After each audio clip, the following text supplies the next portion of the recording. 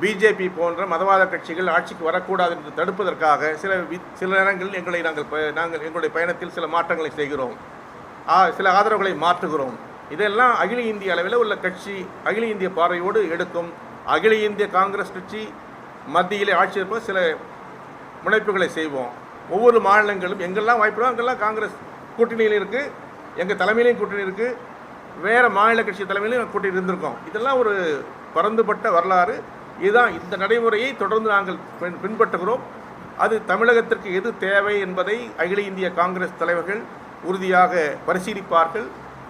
அது உரிய நேரத்தில் அதற்கான முடிவுகளை அறிவிப்பார்கள். அதன்படி நாங்கள் நடப்போம்.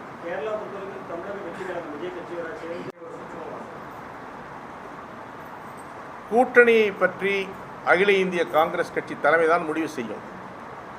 நாங்கள் ஏற்கனவே ஒரு நல்ல கூட்டணியில் இடம்பெற்றிருக்கிறோம்.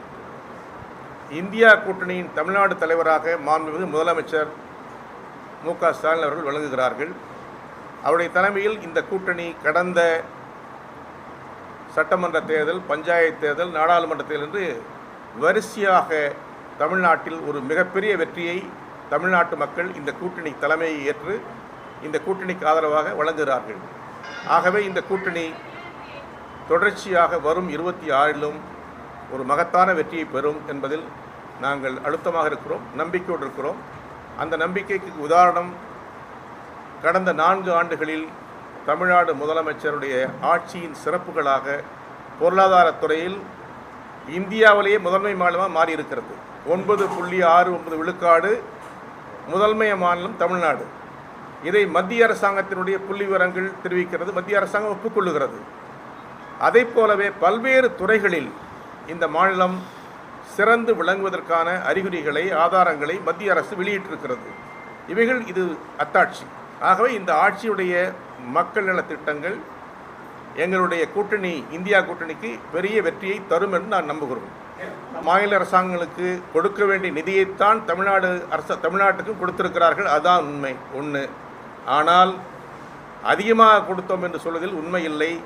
தமிழ்நாடு தேவையான நிதியை ஒதுக்கவில்லை என்று தமிழ்நாடு அரசாங்கத்தின் வழியாக ஒரு அறிக்கை தரப்பட்டிருக்கிறது.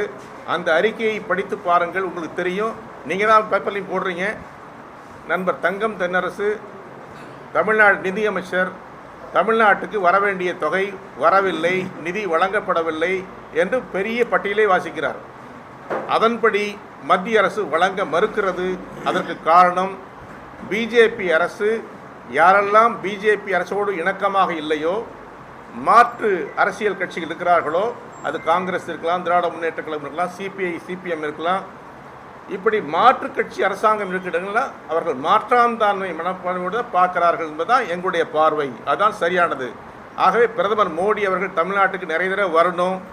நிறைய தடவை வரும்போது தமிழ்நாட்டில் தேசிய சக்திகள், இந்தியா கூட்டணி கட்சிகள் ஒருங்கிணைந்து மிக சிறப்பான வெற்றியை நாங்கள் வாய்ப்பாக இருக்கும்.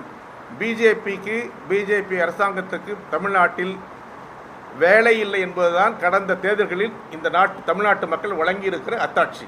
எங்களுடைய வெற்றி பிரதமர் வரவேற்கிறோம். ஏன்னா அவர் நிறைய தடவை வந்தால் நிறைய தடவை எங்களுக்கு ஓட்டு கூடும், தமிழ்நாட்டுக்கு நிறைய ஓட்டு கூடும். பிஜேபியை ஆதரித்து தமிழ்நாட்டு மக்கள் வாக்களிக்கவில்லை. கடந்த பஞ்சாயத்து தேர்தலாகட்டும், சட்டமன்ற தேர்தலாகட்டும், நாடாளுமன்ற தேர்தலாகட்டும், இவையெல்லாம் அதற்கு சாட்சி. மீண்டும் அதை உறுதிப்படுத்துவோம் என்பதை நான் அன்போடு தெரிவிக்கிறேன். காரணம் மக்கள் எங்கள் பக்கம் இருக்கிறார்கள்.